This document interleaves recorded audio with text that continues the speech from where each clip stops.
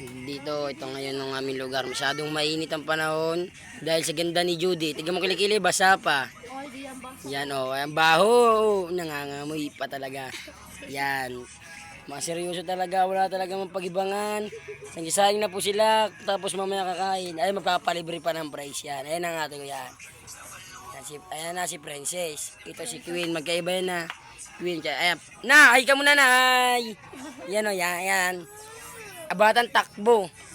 Abatang takbo. Ang runner ng pamilya. Ayan ang runner ng pamilya namin, si Athena o Amiote.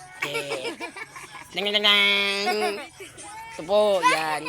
Masaya po kami lahat dito kahit malungkot. Masaya pa rin yan. Hindi pwede malungkot at laging masaya. Andito po ang tinda natin ko. May fishball, may palamig na kahit wala ng tinda. Naubos na pala. Yan, yan, ate ko, yan. Ate ko mo, ayan na, yan, siksing talaga. Pupunis pa ng kulangot, oh, ayan o, daming kulangot. Yan, mga tao dito. Yan. Tapos, dito po tayo pupunta. Yan, dito, yan. Ito, mga bata. Mga bata. Uy, hi muna kayo, hi. Hi.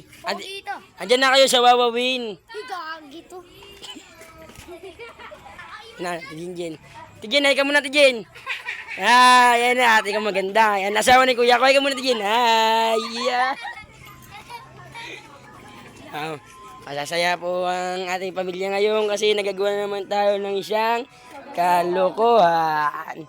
Dito kami nagdinagiwala. Dito lang sama-sama ang isang pamilya.